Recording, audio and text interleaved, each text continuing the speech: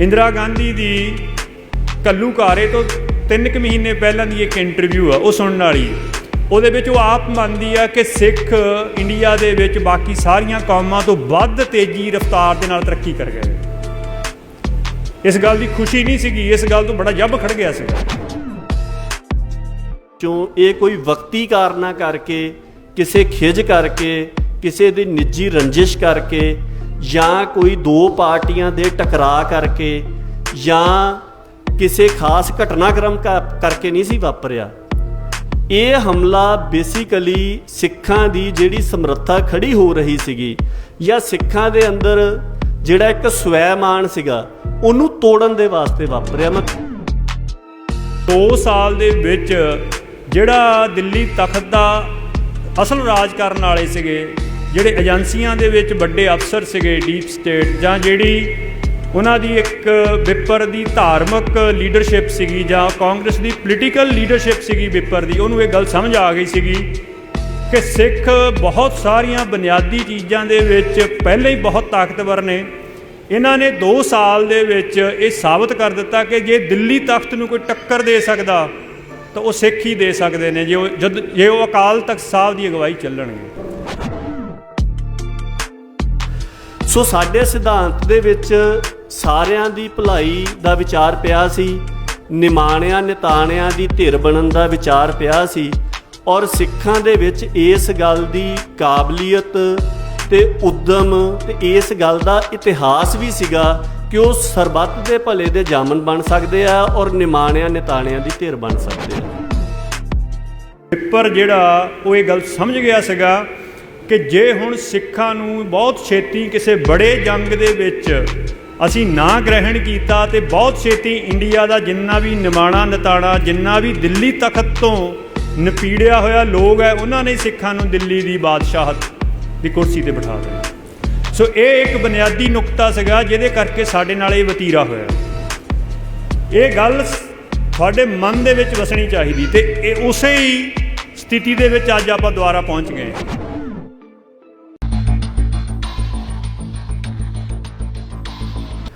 ਸੋ ਸਾਡੇ ਸਿਧਾਂਤ ਦੇ ਵਿੱਚ ਸਾਰਿਆਂ ਦੀ ਭਲਾਈ ਦਾ ਵਿਚਾਰ ਪਿਆ ਸੀ, ਨਿਮਾਣਿਆਂ ਨਿਤਾਣਿਆਂ ਦੀ ਧਿਰ ਬਣਨ ਦਾ ਵਿਚਾਰ ਪਿਆ ਸੀ, ਔਰ ਸਿੱਖਾਂ ਦੇ ਵਿੱਚ ਇਸ ਗੱਲ ਦੀ ਕਾਬਲੀਅਤ ਤੇ ਉਦਮ ਤੇ ਇਸ ਗੱਲ ਦਾ ਇਤਿਹਾਸ ਵੀ ਸੀਗਾ ਕਿ ਉਹ ਸਰਬੱਤ ਦੇ ਭਲੇ ਦੇ ਜਾਮਨ ਬਣ ਸਕਦੇ ਆ ਔਰ ਨਿਮਾਣਿਆਂ ਨਿਤਾਣਿਆਂ ਦੀ ਧਿਰ ਬਣ ਸਕਦੇ ਆ। 1947 ਤੋਂ ਬਾਅਦ ਜਿਸ ਤਰ੍ਹਾਂ ਦੇ ਹਾਲਾਤ ਇਸ ਉਪ ਮਹਾਦੀਪ ਦੇ ਜਾਂ ਇੰਡੀਆ ਦੇ ਬਣੇ, ਉਹਨਾਂ ਦੇ ਵਿੱਚ ਸਿੱਖਾਂ ਦੀ ਹੈਸੀਅਤ ਕੀ ਬਣ ਰਹੀ ਸੀ ਉਹ ਵੀ ਸਾਨੂੰ ਦੇਖਣੀ ਚਾਹੀਦੀ ਹੈ ਜਦੋਂ ਅਸੀਂ ਇਸ ਦਰਬਾਰ ਸਾਹਿਬ ਦੇ ਹਮਲੇ ਦੇ ਸਬੰਧ ਦੇ ਵਿੱਚ ਜਾਂ ਤੀਜੇ ਘੱਲੂਘਾਰੇ ਦੇ ਸਬੰਧ ਦੇ ਵਿੱਚ ਪੜਚੋਲ ਕਰਨੀ ਹੈ। ਆਪਾਂ ਸਭ ਨੂੰ ਪਤਾ ਹੈ ਕਿ ਇੰਡੀਆ ਦੇ ਵਿੱਚ ਅੰਨ ਦਾ ਬੜਾ ਵੱਡਾ ਸੰਕਟ ਸੀਗਾ, ਬਹੁਤ ਜ਼ਿਆਦਾ ਵੱਡੀ ਗਿਣਤੀ ਦੇ ਵਿੱਚ ਆਬਾਦੀ ਸੀਗੀ, ਅੰਨ ਦੀ ਪੂਰਤੀ ਨਹੀਂ ਸੀ ਹੁੰਦੀ, ਤੇ ਉਹ ਅੰਨ ਦੀ ਪੂਰਤੀ ਜਿਹੜੀ ਆ ਉਹਦੇ ਵਾਸਤੇ ਇਹ ਦੂਜੇ ਮੁਲਕਾਂ ਦੇ ਉੱਪਰ ਨਿਰਭਰ ਸੀਗੇ। ਜੇਕਰ ਤੁਸੀਂ ਖਾਣ ਦੇ ਵਾਸਤੇ ਕਿਸੇ ਦੂਜੇ ਦੇ ਉੱਪਰ ਨਿਰਭਰ ਹੋ ਤਾਂ ਬਾਕੀ ਗੱਲਾਂ ਜਿਹੜੀਆਂ ਆ ਉਹ ਪਿੱਛੇ ਪੈ ਜਾਂਦੀਆਂ, ਕਿਉਂਕਿ ਮਨੁੱਖ ਦਿਹਾੜੀ 'ਚ 2-3 ਵਾਰ ਤਾਂ ਉਹਨੂੰ ਭੋਜਨ ਦੀ ਲੋੜ ਪੈਂਦੀ ਹੈ ਨਾ, ਤੇ ਬਾਕੀ ਗੱਲਾਂ ਬਾਰੇ ਕੀ ਸੋਚੂਗਾ ਜਿਹਦੀ ਰੋਟੀ ਨਹੀਂ ਪੂਰੀ ਹੋ ਰਹੀ। ਸੋ 47 ਦੀ ਵੰਡ ਤੋਂ ਬਾਅਦ ਜਿਸ ਸਮੇਂ ਦੀ ਆਪਾਂ ਗੱਲ ਕਰ ਰਹੇ ਹਾਂ ਘੱਲੂਘਾਰੇ ਦੀ, ਉਦੋਂ ਇੰਡੀਆ ਦੀ ਟੋਟਲ ਫੂਡ ਸਿਕਿਉਰਿਟੀ ਜਾਂ ਅੰਨ ਸੁਰੱਖਿਆ ਜਿਹੜੀ ਸੀਗੀ ਉਹ ਪੰਜਾਬ ਦੇ ਵਿੱਚ ਸੀਗੀ, ਔਰ ਪੰਜਾਬ ਦੇ ਵਿੱਚ ਜਿਹੜਾ ਖੇਤੀਬਾੜੀ ਕਰਨ ਵਾਲਾ ਵਰਗ ਸੀਗਾ ਉਹ ਸਿੱਖ ਹੀ ਸੀ। ਕਹਿਣ ਦਾ ਭਾਵ ਹੈ ਕਿ ਇੰਡੀਆ ਆਪਦੇ ਅਨਾਜ ਕਰਕੇ ਸਿੱਖਾਂ ਦੇ ਉੱਪਰ ਡਿਪੈਂਡੈਂਟ ਸੀਗਾ। ਉਦੋਂ ਤੱਕ ਚੀਨ ਤੇ ਪਾਕਿਸਤਾਨ ਦੇ ਨਾਲ ਜੰਗਾਂ ਲੱਗ ਕੇ ਸਾਹਮਣੇ ਆ ਚੁੱਕੀਆਂ ਸੀ। ਉਹਨਾਂ ਜੰਗਾਂ ਦੇ ਵਿੱਚ ਤੁਸੀਂ ਸਾਰੇ ਹੀ ਮੇਰੇ ਖਿਆਲ ਦੇ ਵਿੱਚ ਬਹੁਤਿਆਂ ਨੇ ਦੇਖੀ ਹੋਊਗੀ ਜਾਂ ਵੱਧ ਜਾਣਦੇ ਹੋ ਮੇਰੇ ਤੋਂ, ਕਿ ਉਹਦੇ ਦੌਰਾਨ ਵੀ ਇੰਡੀਆ ਦੀ ਜਿਹੜੀ ਐਕਸਟਰਨਲ ਸਿਕਿਉਰਿਟੀ ਸੀਗੀ, ਬਾਹਰੀ ਸੁਰੱਖਿਆ ਸੀਗੀ ਜਾਂ ਫੌਜੀ ਸੁਰੱਖਿਆ ਸੀਗੀ, ਉਹਦਾ ਦਾਰੋਮਦਾਰ ਵੀ ਸਿੱਖ ਫੌਜਾਂ ਦੇ ਉੱਪਰ ਸੀਗਾ। ਉਸ ਤੋਂ ਇਲਾਵਾ ਜੇ ਵਪਾਰ ਦੀ ਗੱਲ ਕਰੀਏ ਤਾਂ ਇੰਡੀਆ ਦੇ ਵਿੱਚ ਜਿੰਨਾ ਵੀ ਵਪਾਰ ਚੱਲਦਾ ਸੀਗਾ, ਜਿਹਦੇ ਵਿੱਚ ਸਭ ਤੋਂ ਵੱਡਾ ਸਾਧਨ ਜਿਹੜਾ ਆ ਉਹ ਟਰਾਂਸਪੋਰਟ ਸੀਗੀ। ਟਰਾਂਸਪੋਰਟ ਦੇ ਵਿੱਚ ਤਾਂ ਤਕਰੀਬਨ ਜਿਹੜੇ ਪੰਜਾਬ ਤੋਂ ਬਾਹਰ ਵਾਲੇ ਸਿੱਖ ਸੀਗੇ ਜਾਂ ਪੰਜਾਬ ਦੇ ਸਿੱਖ ਸੀਗੇ, ਉਹਨਾਂ ਦੀ ਮੋਨੋਪਲੀ ਸੀਗੀ ਪੂਰੇ ਇੰਡੀਆ ਦੇ ਵਿੱਚ। ਸੋ ਜਿੰਨੀ ਟਰਾਂਸਪੋਰਟ ਚੱਲ ਰਹੀ ਹੈ ਉਹਦਾ ਦਾਰੋਮਦਾਰ ਵੀ ਸਿੱਖਾਂ ਦੇ ਕੋਲ ਹੈ। ਉਸ ਤੋਂ ਇਲਾਵਾ ਜਿਹੜੇ 47 ਦੀ ਵੰਡ ਵੇਲੇ ਜਿਹੜਾ ਹਿੱਸਾ ਹੁਣ ਪਾਕਿਸਤਾਨ ਹੈ ਜਾਂ ਪੱਛਮੀ ਪੰਜਾਬ ਸੀ, ਉਧਰੋਂ ਜਿਹੜੇ ਲੋਕ ਆਏ ਵਪਾਰੀ ਵਰਗ, ਖਾਸ ਕਰਕੇ ਸਿੱਖਾਂ ਦਾ ਹਿੱਸਾ, ਉਹ ਵੱਖ-ਵੱਖ ਥਾਵਾਂ ਤੇ ਇੰਡੀਆ ਦੇ ਵਿੱਚ ਵਸੇ ਜਾ ਕੇ। ਜਿਹੜੀ ਉਸ ਸਮੇਂ ਇੰਡਸਟਰੀ ਡਿਵੈਲਪ ਹੋ ਰਹੀ ਸੀ, ਕਿਉਂਕਿ ਪੰਜਾਬ ਦੇ ਵਿੱਚ ਤਾਂ ਕਾਰਖਾਨੇਦਾਰੀ ਨੂੰ ਮਿੱਥ ਕੇ ਨਹੀਂ ਉੱਭਰਨ ਦਿੱਤਾ ਜਾਂ ਇੱਥੇ ਕਾਰਖਾਨੇ ਜਾਂ ਇੰਡਸਟਰੀ ਨਹੀਂ ਆਉਣ ਦਿੱਤੀ, ਪਰ ਬਾਕੀ ਥਾਵਾਂ ਦੇ ਉੱਪਰ ਜਿੱਥੇ ਵੀ ਇੰਡਸਟਰੀ ਆ ਰਹੀ ਸੀ, ਸਿੱਖਾਂ ਦਾ ਉਹਦੇ ਵਿੱਚ ਖਾਸਾ ਹਿੱਸਾ ਜਿਹੜਾ ਸੀਗਾ ਉਹ ਸੀ। ਸੋ ਇਹ ਉਹ ਸਿੱਖਾਂ ਦੀ ਹੈਸੀਅਤ ਸੀਗੀ ਆਪ ਦੀ ਸਮਰੱਥਾ ਦੇ ਤੌਰ ਦੇ ਉੱਪਰ। ਸਿਧਾਂਤਕ ਤੌਰ ਦੇ ਉੱਪਰ ਤੁਸੀਂ ਸਰਬੱਤ ਦੇ ਭਲੇ ਦੇ ਜਾਮਣ ਹੋਵੋ, ਨਿਮਾਣਿਆਂ ਨਿਤਾਣਿਆਂ ਦੀ ਧਿਰ ਬਣਨ ਦੀ ਕਾਬਲੀਅਤ ਵੀ ਤੁਹਾਡੇ ਕੋਲ ਹੋਵੇ, ਉੱਦਮ ਵੀ ਹੋਵੇ, ਤੁਹਾਡੇ ਕੋਲ ਇਤਿਹਾਸ ਵੀ ਉਸ ਚੀਜ਼ ਦਾ ਹੋਵੇ, ਤੁਸੀਂ ਫੌਜੀ ਤੌਰ ਦੇ ਉੱਪਰ ਵੀ ਸਮਰੱਥ ਹੋਵੋ, ਦੂਜਾ ਤੁਹਾਡੇ ਉੱਪਰ ਡਿਪੈਂਡੈਂਟ ਹੋਵੇ, ਆਰਥਿਕ ਤੌਰ 'ਤੇ ਆਪਦੀ ਰੋਜੀ ਰੋਟੀ ਦੇ ਤੌਰ ਦੇ ਉੱਪਰ ਤੁਹਾਡੇ ਉੱਪਰ ਡਿਪੈਂਡ ਹੋਵੇ। ਔਰ ਜਿਸ ਤਰ੍ਹਾਂ ਮੈਂ ਇੱਕ ਉਦਾਹਰਨ ਛੋਟੀ ਜਿਹੀ ਸਾਂਝੀ ਕਰਦਾ ਕਿ ਫਾਰੂਕ ਅਬਦੁੱਲਾ ਨੂੰ ਜਿਹੜਾ ਸੰਤ ਜਰਨੈਲ ਸਿੰਘ ਖਾਲਸਾ ਭਿੰਡਰਾਂ ਵਾਲਿਆਂ ਨੇ ਕਿਹਾ ਸੀਗਾ ਫੈਡਰਲ ਫਰੰਟ ਬਣਾਉਣ ਦੇ ਵਾਸਤੇ, ਉਹਨੂੰ ਕਿਹਾ ਵੀ ਸੀਗਾ ਵੀ ਭਾਈ ਤੂੰ ਹੁਣ ਜਿਹੜੀ ਗੱਲ ਕਰਕੇ ਚੱਲਿਆ ਇਹਦੇ ਉੱਪਰ ਖੜੀ। ਉਹਦੇ ਵਿੱਚੋਂ ਜਿੰਨੀਆਂ ਵੀ ਇੰਡੀਆ ਦੀ ਸੱਤਾ ਤੋਂ ਲਿਤਾੜੀਆਂ ਹੋਈਆਂ ਧਿਰਾਂ ਸੀਗੀਆਂ, ਉਹ ਅਗਵਾਈ ਦੇ ਵਾਸਤੇ ਸਿੱਖਾਂ ਵੱਲ ਨੂੰ ਦੇਖ ਰਹੀਆਂ ਸੀਗੀਆਂ। ਔਰ ਇਤਿਹਾਸ ਦੇ ਵਿੱਚ ਸਿੱਖ ਉਹ ਅਗਵਾਈ ਸਾਰਿਆਂ ਨੂੰ ਦੇ ਚੁੱਕੇ ਸੀਗੇ 18ਵੀਂ ਸਦੀ ਦੇ ਦੌਰਾਨ। ਆਪਾਂ ਨੂੰ ਪਤਾ ਕਿ ਸਹਾਰਨਪੁਰ ਤੱਕ ਸਿੱਖਾਂ ਦਾ ਜਿਹੜਾ ਆ ਉਹ ਰਾਖੀ ਪ੍ਰਬੰਧ ਰਿਹਾ ਸੀਗਾ। ਔਰ ਆਪ ਬਹੁਤੇ ਇਲਾਕੇ, ਕਿਉਂਕਿ ਮਹਾਰਾਜਾ ਰਣਜੀਤ ਸਿੰਘ ਦੇ ਰਾਜ ਦੇ ਬਾਰੇ ਦੇ ਵਿੱਚ ਜਦੋਂ ਸੋਚੀਦਾ ਸੀ, ਮੇਰੇ ਆਪ ਦੇ ਮਨ ਦੇ ਵਿੱਚ ਆਉਣਾ ਕਿ ਅਸੀਂ ਅਕਸਰ ਇਹ ਵਿਆਖਿਆ ਦਿੰਦੇ ਹਾਂ ਕਿ ਮਹਾਰਾਜਾ ਰਣਜੀਤ ਸਿੰਘ ਦੇ ਰਾਜ ਦੇ ਵਿੱਚ ਕੁਛ ਪਰਸੈਂਟ 10-12% ਸਿੱਖ ਸੀਗੇ, ਬਾਕੀ ਤਾਂ ਸਾਰੇ ਗੈਰ ਸਿੱਖ ਸੀਗੇ। ਵੀ ਇੰਨੀ ਵੱਡੀ ਜਿਹੜੀ ਗੈਰ ਸਿੱਖ ਵਸੋਂ ਸੀਗੀ ਜਾਂ ਮੁਸਲਿਮ ਵਸੋਂ ਸੀਗੀ, ਉਹਨਾਂ ਨੇ ਪ੍ਰਵਾਨ ਕਿੱਦਾਂ ਕਰ ਲਿਆ? ਬਿਲਕੁਲ ਧੱਕੇ ਦੇ ਨਾਲ ਰਾਜ ਸਥਾਪਿਤ ਕੀਤਾ ਹੋਵੇ, ਇਸ ਤਰ੍ਹਾਂ ਦੀ ਵੀ ਗੱਲ ਜਿਹੜੀ ਆ ਉਹ ਤੁਹਾਨੂੰ ਸਾਹਮਣੇ ਨਹੀਂ ਆਉਂਦੀ। ਬਲਕਿ ਇਸ ਤਰ੍ਹਾਂ ਦੀਆਂ ਬਹੁਤ ਸਾਰੀਆਂ ਉਦਾਹਰਨਾਂ ਮਿਲਦੀਆਂ ਨੇ ਕਿ ਮਹਾਰਾਜਾ ਰਣਜੀਤ ਸਿੰਘ ਦਾ ਜਿੱਥੇ ਵੀ ਪ੍ਰਬੰਧ ਜੇ ਲਾਹੌਰ 'ਚ ਹੋਇਆ ਤੇ ਉੱਥੋਂ ਦੇ ਸਾਰੇ ਭਾਈਚਾਰਿਆਂ ਨੇ ਖੁਸ਼ੀ ਮਨਾਈ, ਜਾਂ ਕਿੰਨੇ ਇਲਾਕਿਆਂ ਦੇ ਲੋਕ ਜਿਹੜੇ ਸੀਗੇ ਉਹ ਆਪ ਆ ਕੇ ਕਹਿੰਦੇ ਸੀਗੇ ਕਿ ਤੁਸੀਂ ਬਣਾਓ। ਸੋ ਅਸੀਂ ਜਿਹੜੀ ਇਹ ਵਿਆਖਿਆ ਕੱਢੀ ਕਿ ਮਹਾਰਾਜਾ ਰਣਜੀਤ ਸਿੰਘ ਦਾ ਰਾਜ ਬਹੁਤ ਨਿਆਂਕਾਰੀ ਸੀਗਾ, ਮੈਨੂੰ ਇਹ ਲੱਗਦਾ ਸੀ ਵੀ ਨਿਆਂਕਾਰੀ ਤਾਂ ਰਾਜ ਉਦੋਂ ਹੋਊਗਾ ਨਾ ਜਦੋਂ ਰਾਜ ਸਥਾਪਿਤ ਹੋ ਗਿਆ, ਤੇ ਸਥਾਪਿਤ ਹੋਣ ਤੋਂ ਬਾਅਦ ਤੁਸੀਂ ਨਿਆਂ ਕਰ ਰਹੇ ਆ, ਤਾਂ ਉਦੋਂ ਤਾਂ ਕਿਸੇ ਨੂੰ ਪਤਾ ਲੱਗ ਗਿਆ ਕਿ ਤੁਸੀਂ ਨਿਆਂਕਾਰੀ ਹੋ।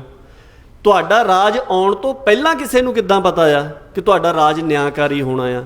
ਤਾਂ ਉਹਦੇ ਵਿੱਚ ਵੱਡੀ ਜਿਹੜੀ ਗੱਲ ਜਦੋਂ ਇਤਿਹਾਸ ਨੂੰ ਪੜਚੋਲਦੇ ਹੋਏ ਸਾਹਮਣੇ ਆਉਂਦੀ ਹੈ ਕਿ ਰਾਜ ਸਥਾਪਿਤ ਹੋਣ ਤੋਂ ਪਹਿਲਾਂ ਜਿਹੜਾ ਸਿੱਖਾਂ ਨੇ ਰਾਖੀ ਪ੍ਰਬੰਧ ਸਥਾਪਿਤ ਕੀਤਾ ਸੀਗਾ ਕਿ ਹਰ ਤਰ੍ਹਾਂ ਦੇ ਫਾਲਤੂ ਮਸੂਲ ਤੋਂ ਤੁਹਾਨੂੰ ਅਸੀਂ ਸੁਰੱਖਿਆ ਜਾਂ ਜਾਮਨੀ ਦਿਆਂਗੇ, ਹਰ ਤਰ੍ਹਾਂ ਦੇ ਧਾੜਵੀਆਂ ਤੋਂ ਸੁਰੱਖਿਆ ਦਿਆਂਗੇ, ਲੁਟੇਰਿਆਂ ਤੋਂ ਦਿਆਂਗੇ, ਔਰ ਸਰਕਾਰੀ ਤਸ਼ੱਦਦ ਤੋਂ ਸੁਰੱਖਿਆ ਦਿਆਂਗੇ। ਉਹਦੇ ਬਦਲੇ ਦੇ ਵਿੱਚ ਬਹੁਤ ਸਾਰੇ ਜਿਹੜੇ ਉਹ ਰਾਖੀ ਜਿਹੜੀ ਸਿੱਖ ਆਪਣੀ ਸਥਾਪਿਤ ਕਰਦੇ ਸੀਗੇ, ਬਹੁਤ ਸਾਰੇ ਪਿੰਡ ਜਾਂ ਇਲਾਕਿਆਂ ਦੇ ਜਿਹੜੇ ਮੋਹਤਬਰ ਸੀਗੇ, ਉਹਨਾਂ ਨੇ ਇਹ ਦੇਖਿਆ ਕਿ ਇਹ ਲੋਕ ਨੇ ਜਿਹੜੇ ਸਾਨੂੰ ਨਿਆਂਕਾਰੀ ਪ੍ਰਬੰਧ ਦੇ ਸਕਦੇ ਆ। ਸੋ ਉਹ ਰਾਖੀ ਪ੍ਰਬੰਧ ਜਿਹੜਾ ਸੀਗਾ ਉਹ ਇਸ ਸਾਰੇ ਖਿੱਤੇ ਦੇ ਵਿੱਚ ਸਿੱਖਾਂ ਨੇ ਆਪਣਾ ਰਾਜ ਬਣਨ ਤੋਂ ਪਹਿਲਾਂ ਸਥਾਪਿਤ ਕੀਤਾ, ਜਿਹੜਾ ਇਸ ਗੱਲ ਦਾ ਜ਼ਾਮਨ ਸੀਗਾ ਕਿ ਤੁਸੀਂ ਸਾਰਿਆਂ ਦੀ ਧਿਰ ਬਣ ਸਕਦੇ ਹੋ। ਫਿਰ ਪੰਜਾਬ ਦਾ ਜਿਹੜਾ ਖਿੱਤਾ ਆ, ਇਹਦੀ ਜੇਕਰ ਤੁਸੀਂ ਭੂਗੋਲਿਕ ਸਥਿਤੀ ਦੇਖੋ ਕਿ ਤੁਸੀਂ ਦੁਨੀਆ ਦਾ ਜਿਹੜਾ ਸਭ ਤੋਂ ਵਿਵਾਦਤ ਇਲਾਕੇ ਹੈ, ਜਿਹਨੂੰ ਯੂਨਾਈਟਿਡ ਨੇਸ਼ਨ ਦੀ ਸਿਕਿਉਰਿਟੀ ਕਾਉਂਸਲ ਦੇ ਮਤੇ ਪਏ ਹੋਏ ਆ, ਭਾਵ ਕਿ ਜੰਮੂ ਕਸ਼ਮੀਰ ਦਾ ਇਲਾਕਾ, ਉਹ ਦੋ ਵੱਡੀਆਂ ਤਾਕਤਾਂ ਦੇ ਦਰਮਿਆਨ ਤੀਜੀ ਵੀ ਹੈ, ਕਿਉਂਕਿ ਚੀਨ ਨੇ ਵੀ ਕਾਫੀ ਸਾਰਾ ਹਿੱਸਾ ਉਹਦਾ ਦੱਬਿਆ ਹੋਇਆ। ਹੁਣ ਤਾਂ ਲਦਾਖ ਵਾਲਾ ਮਸਲਾ ਤਾਜ਼ਾ ਹੋ ਕੇ ਹਟਿਆ, ਸਭ ਨੂੰ ਪਤਾ ਆ ਉੱਥੇ ਤਿੰਨ ਧਿਰਾਂ ਦਾ ਵੱਡਾ ਇੰਟਰਸਟ ਜਿਹੜਾ ਉਹ ਜੁੜਿਆ ਹੋਇਆ ਸੀ। ਇੰਡੀਆ ਦਾ ਜਿੰਨਾ ਵੀ ਫੌਜੀ ਲਾਂਘਾ ਆ ਉਹ ਸਾਰਾ ਇਸ ਪੰਜਾਬ ਦੇ ਖਿੱਤੇ ਦੇ ਵਿੱਚ ਦੀ ਆ, ਕਸ਼ਮੀਰ ਤੱਕ। ਸੋ ਆਪ ਦੀ ਸਥਿਤੀ ਕਰਕੇ ਵੀ ਜਿਸ ਖਿੱਤੇ ਦੇ ਵਿੱਚ ਤੁਸੀਂ ਬਹੁ ਗਿਣਤੀ ਦੇ ਵਿੱਚ ਬੈਠੇ ਹੋਏ ਹੋ, ਉਹ ਖਿੱਤਾ ਆਲਮੀ ਤੌਰ ਦੇ ਉੱਪਰ ਜਾਂ ਕੌਮਾਂਤਰੀ ਤੌਰ ਦੇ ਉੱਪਰ ਮਹੱਤਵ ਰੱਖਦਾ ਆ।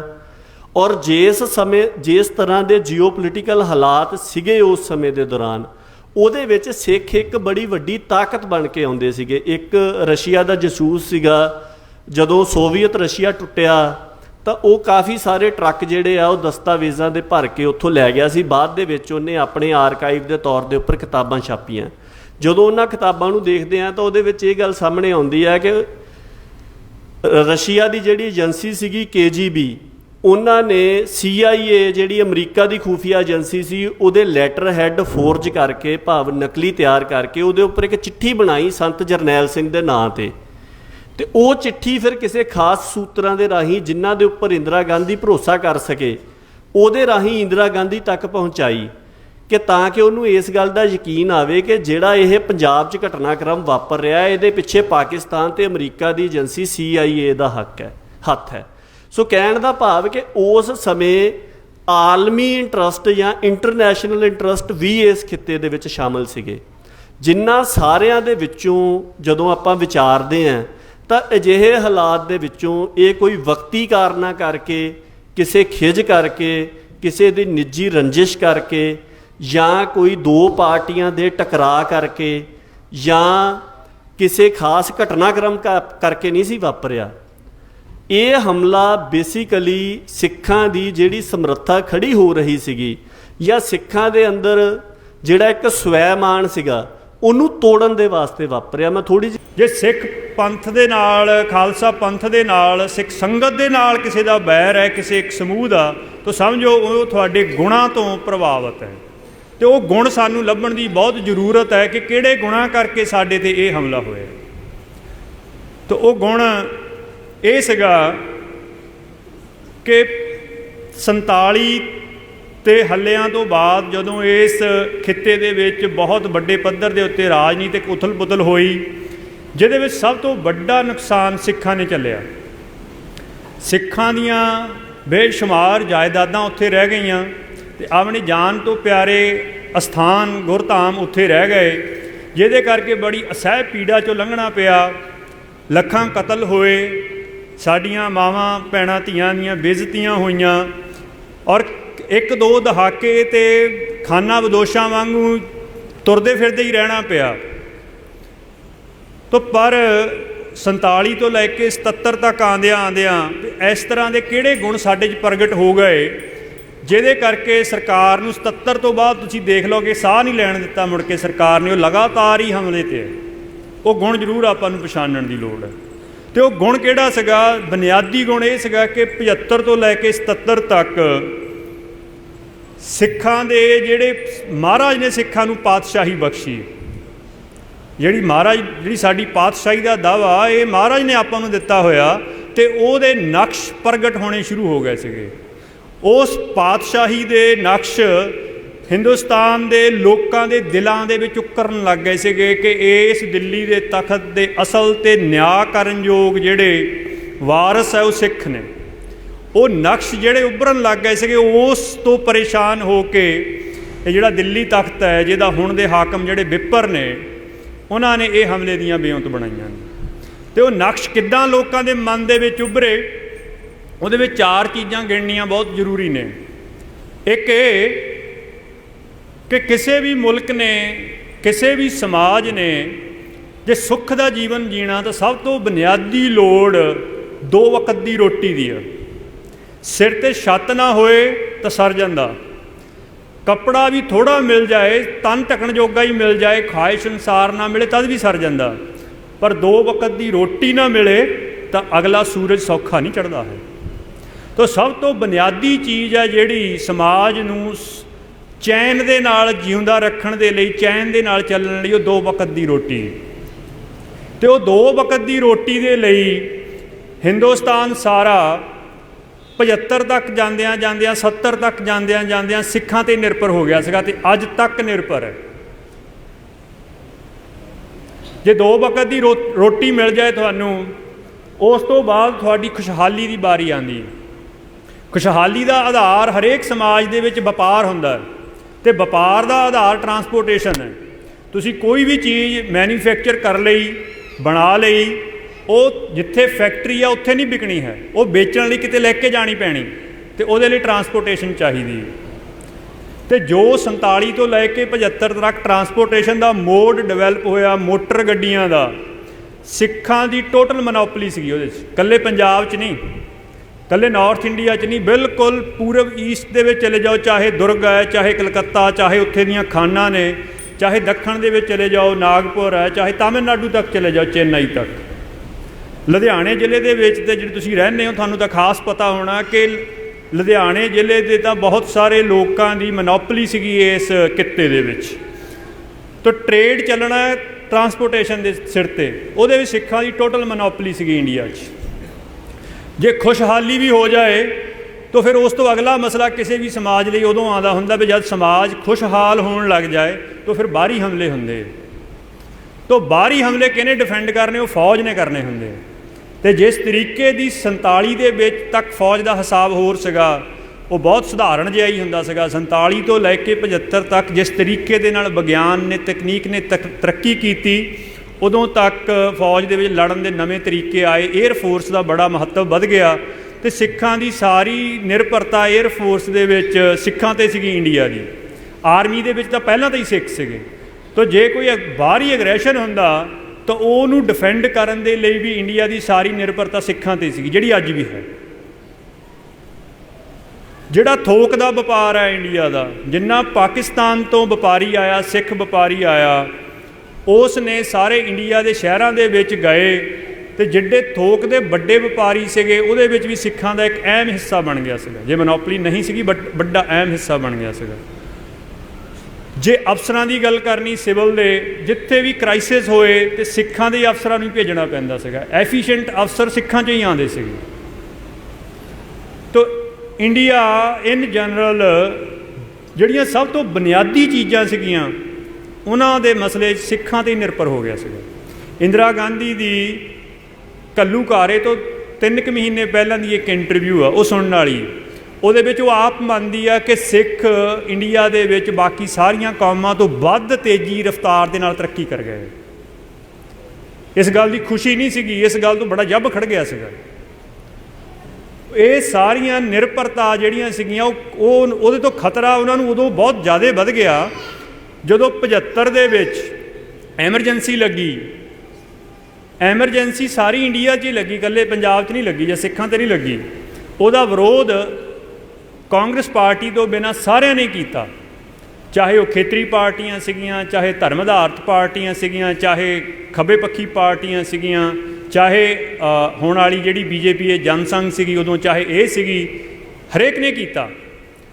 ਪਰ ਜਿੰਨੀ ਕਰੜੀ 2 ਸਾਲ ਦੇ ਵਿੱਚ ਜਿਹੜਾ ਦਿੱਲੀ ਤਖਤ ਦਾ ਅਸਲ ਰਾਜ ਕਰਨ ਵਾਲੇ ਸੀਗੇ, ਜਿਹੜੇ ਏਜੰਸੀਆਂ ਦੇ ਵਿੱਚ ਵੱਡੇ ਅਫਸਰ ਸੀਗੇ, ਡੀਪ ਸਟੇਟ, ਜਾਂ ਜਿਹੜੀ ਉਹਨਾਂ ਦੀ ਇੱਕ ਵਿਪਰ ਦੀ ਧਾਰਮਿਕ ਲੀਡਰਸ਼ਿਪ ਸੀਗੀ ਜਾਂ ਕਾਂਗਰਸ ਦੀ ਪੋਲੀਟੀਕਲ ਲੀਡਰਸ਼ਿਪ ਸੀਗੀ ਵਿਪਰ ਦੀ, ਉਹਨੂੰ ਇਹ ਗੱਲ ਸਮਝ ਆ ਗਈ ਸੀਗੀ ਕਿ ਸਿੱਖ ਬਹੁਤ ਸਾਰੀਆਂ ਬੁਨਿਆਦੀ ਚੀਜ਼ਾਂ ਦੇ ਵਿੱਚ ਪਹਿਲਾਂ ਹੀ ਬਹੁਤ ਤਾਕਤਵਰ ਨੇ। ਇਹਨਾਂ ਨੇ 2 ਸਾਲ ਦੇ ਵਿੱਚ ਇਹ ਸਾਬਤ ਕਰ ਦਿੱਤਾ ਕਿ ਜੇ ਦਿੱਲੀ ਤਖਤ ਨੂੰ ਕੋਈ ਟੱਕਰ ਦੇ ਸਕਦਾ ਤਾਂ ਉਹ ਸਿੱਖ ਹੀ ਦੇ ਸਕਦੇ ਨੇ, ਜੇ ਉਹ ਅਕਾਲ ਤਖਤ ਸਾਹਿਬ ਦੀ ਅਗਵਾਈ ਚੱਲਣਗੇ। ਅਤੇ ਜਿੰਨੇ ਇੰਡੀਆ ਦੇ ਲੋਕ ਨੇ ਉਹਨਾਂ ਨੇ ਸਿੱਖਾਂ ਦੀ ਇਸ ਹੈਸੀਅਤ ਨੂੰ ਮੰਨ ਲਿਆ ਸੀਗਾ। ਅਤੇ ਉਹਦਾ ਸਬੂਤ ਇਹ ਹੋਇਆ ਕਿ ਜਦੋਂ 1980 ਦੇ ਵਿੱਚ ਜਨਤਾ ਪਾਰਟੀ ਦੀ ਸਰਕਾਰ ਟੁੱਟਣ ਲੱਗੀ ਤਾਂ ਇਹ ਆਇਆ ਨੁਕਤਾ ਵੀ ਕਿਸੇ ਖੇਤਰੀ ਪਾਰਟੀ ਦੇ ਕਿਸੇ ਆਗੂ 'ਤੇ ਸਹਿਮਤੀ ਕਰ ਲਓ। ਅਕਾਲੀ ਦਲ ਦੇ 10 ਕੁ ਸ਼ਾਇਦ MP ਸੀਗੇ, 10 MPਆਂ ਦੇ ਸਿਰ 'ਤੇ ਅਕਾਲੀ ਦਲ ਦੇ ਇੱਕ ਲੀਡਰ ਅਤੇ ਪ੍ਰਧਾਨ ਮੰਤਰੀ ਲਈ ਸਹਿਮਤੀ ਹੋ ਗਈ ਸੀ। ਕਿਸ ਗੱਲ ਕਰਕੇ? ਕਿਉਂਕਿ ਲੋਕਾਂ ਦੇ ਮਨ 'ਚ ਇਹ ਸਮਰੱਥਾ ਇਹ ਸਮਝ ਪੈਦਾ ਹੋ ਗਈ ਸੀਗੀ ਕਿ ਦਿੱਲੀ ਨੂੰ, ਕਾਂਗਰਸ ਨੂੰ, ਵਿਪਰ ਨੂੰ ਜੇ ਕੋਈ ਫਾਈਟ ਦੇ ਸਕਦਾ ਤਾਂ ਸਿੱਖ ਦੇ ਸਕਦੇ। ਅਤੇ ਇਹ ਇੱਕ ਬੁਨਿਆਦੀ ਨੁਕਤਾ ਸੀਗਾ ਜਿਹਦੇ ਤੋਂ ਵਿਪਰ ਜਿਹੜਾ ਉਹ ਇਹ ਗੱਲ ਸਮਝ ਗਿਆ ਸੀਗਾ ਕਿ ਜੇ ਹੁਣ ਸਿੱਖਾਂ ਨੂੰ ਬਹੁਤ ਛੇਤੀ ਕਿਸੇ ਬੜੇ ਜੰਗ ਦੇ ਵਿੱਚ ਅਸੀਂ ਨਾ ਗ੍ਰਹਿਣ ਕੀਤਾ ਅਤੇ ਬਹੁਤ ਛੇਤੀ ਇੰਡੀਆ ਦਾ ਜਿੰਨਾ ਵੀ ਨਿਮਾਣਾ ਨਿਤਾਣਾ, ਜਿੰਨਾ ਵੀ ਦਿੱਲੀ ਤਖਤ ਤੋਂ ਨਪੀੜਿਆ ਹੋਇਆ ਲੋਕ ਹੈ, ਉਹਨਾਂ ਨੇ ਸਿੱਖਾਂ ਨੂੰ ਦਿੱਲੀ ਦੀ ਬਾਦਸ਼ਾਹਤ ਦੀ ਕੁਰਸੀ 'ਤੇ ਬਿਠਾ ਦੇਣਾ। ਸੋ ਇਹ ਇੱਕ ਬੁਨਿਆਦੀ ਨੁਕਤਾ ਸੀਗਾ ਜਿਹਦੇ ਕਰਕੇ ਸਾਡੇ ਨਾਲ ਇਹ ਵਤੀਰਾ ਹੋਇਆ।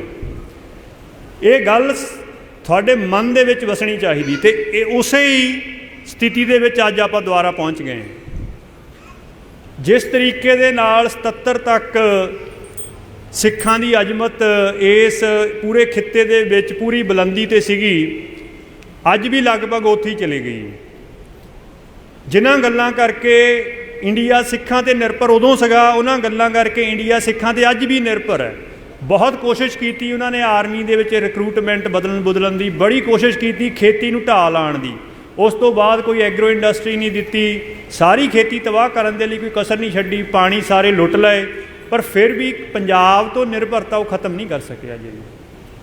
ਜਿਹੜੀ ਗੱਲ ਦੇ ਵਿੱਚ ਫਾਈਟ ਤੋਂ ਬਾਅਦ ਜਿਸ ਤਰੀਕੇ ਦਾ ਆਪਾਂ ਕ੍ਰਿਸ਼ਮਾ ਦਿਖਾਇਆ, ਜਾਂ ਹੁਣ ਸਿੱਖਾਂ ਦੀ ਸੇਵਾ ਦੇ ਕਰਕੇ ਜੋ ਅਜ਼ਮਤ ਬਣੀ, ਜਾਂ ਹੁਣ ਇਹ 3 ਬਿੱਲਾਂ ਦੇ ਵਿਰੋਧ ਕਰਕੇ ਸਿੱਖਾਂ ਦੀ ਦੁਆਰਾ ਜੋ ਅਜ਼ਮਤ ਬਣ ਗਈ ਆ, ਤੋ ਇੰਡੀਆ ਦੇ ਵਿੱਚ ਸਿੱਖਾਂ ਦੀ ਦੁਆਰਾ ਉਹ ਹੈਸੀਅਤ ਬਣ ਗਈ ਆ, ਉਹ ਨਕਸ਼ ਦੁਆਰਾ ਉੱਭਰਨੇ ਸ਼ੁਰੂ ਹੋ ਗਏ ਆ ਕਿ ਸਿੱਖ ਇੰਡੀਆ ਦੇ ਜੋ ਵੀ ਸ਼ੋਸ਼ਿਤ ਲੋਕ ਹੈ, ਨਿਮਾਣੇ ਨਿਤਾਣੇ ਲੋਕ ਹੈ, ਜੇ ਉਹਨਾਂ ਨੇ ਇਨਸਾਫ ਦਾ, ਉਹਨਾਂ ਦੇ ਨਿਆਂ ਦਾ ਕੁਝ ਸੁੱਖ ਸਹੂਲਤ ਲੈਣੀ ਆ ਤਾਂ ਉਹ ਸਿੱਖਾਂ ਦੀ ਅਗਵਾਈ 'ਚ ਹੀ ਹੋ ਸਕਦੀ। ਜੇ ਦਿੱਲੀ ਦੇ ਤਖਤ ਦੇ ਉੱਤੇ ਖਾਲਸਾ ਫੌਜ ਸਜੇਗੀ, ਜਿਸ ਤਰੀਕੇ ਦੇ ਨਾਲ ਸਾਡੇ ਪੁਰਾਣੇ ਸਿੱਖਾਂ ਦਾ ਵਿਸ਼ਵਾਸ ਸੀਗਾ ਕਿ ਦਿੱਲੀ ਤਖਤ ਪਰ ਬਹੇਗੀ ਆਪ ਗੁਰੂ ਕੀ ਫੌਜ, ਛਤਰ ਝੁਲੇਂਗੇ ਸੀਸ ਪਰ ਬੜੀ ਕਰੇਗੀ ਮੌਜ, ਉਹ ਛਾਪ ਲੋਕਾਂ ਦੇ ਮਨਾਂ 'ਚ ਦੁਆਰਾ ਬਣ ਗਈ।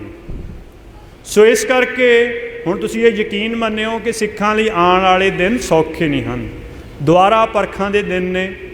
ਇਸ ਕਰਕੇ ਜਿਸ ਆਸਰੇ ਇਹਨਾਂ ਸ਼ਹੀਦਾਂ ਨੇ, ਇਹਨਾਂ ਯੋਧਿਆਂ ਨੇ ਉਹ ਪਰਖ ਦੀਆਂ ਘੜੀਆਂ ਪਾਰ ਕੀਤੀਆਂ, ਉਸ ਆਸਰੇ ਦੇ ਉਸ ਟੇਕ 'ਤੇ ਵੱਲ ਆਪਾਂ ਵੀ ਆਪਣਾ ਮੂੰਹ ਕਰੀਏ।